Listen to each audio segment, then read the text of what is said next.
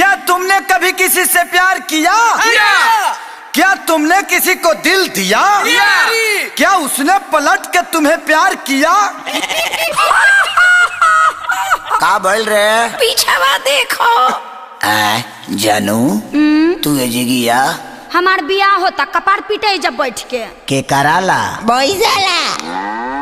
ए मुझसा बोलबा करिया तक का हो गइल सरकारी नौकरी करेला तब का सुनो।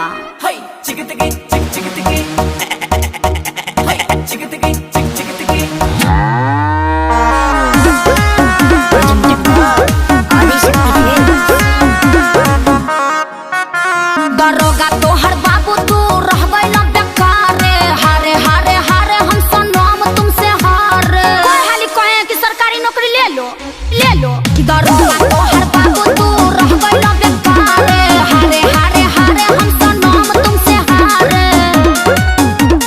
मनाया ना बात छोटले ही से साथ रे जिंदगी भर हम कथा। अब हम का बोली, हमरा तो बुझाते नहीं खे, तहनी के बुझाता। तहार दर्द हमनी के कहते से सुना। अरे नौकरी के भर्ती निकालिए मोदी चाचा ढेरे लइका बारे बेरोजगार। तहनी से कम दर्द हमरो नहीं खे बाबू, सुना सही रे।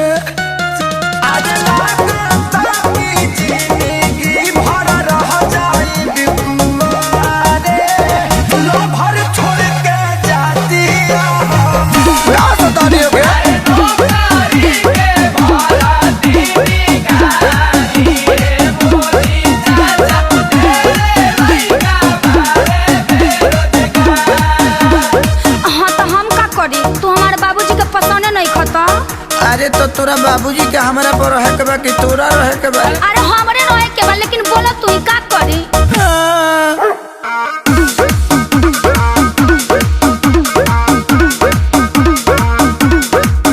खाली जाना फूला के मीठा खात रहला लागे झूठो खानी भोरे दौड़े जात रहला तहरा जोता के सोला खियाइल नहीं खे लागे कबो कोनो फार्म भराइल नहीं खे।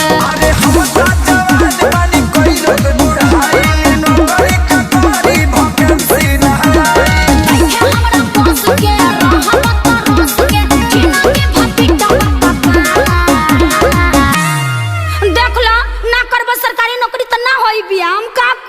दादा।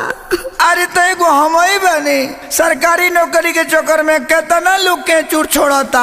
हाँ तो तू छोड़बा का ओकरा साथ ही सोचा तानी। अरे नौकरी के भर्ती निकालिए नीतीश चाचा ढेरे लइका बारे बेरोजगार। अरे मजनू सनम बड़ा काहे अत्याचार लगाता रहता सुनेली गोहार सारा। अरे हमनी से के अपन बेटी बियाही कैसे बड़ी बंश परिवार। ए चुपा ई तो निकम्मा पड़ले बा साथे साथे तू लोग भी निकम्मा बनबा।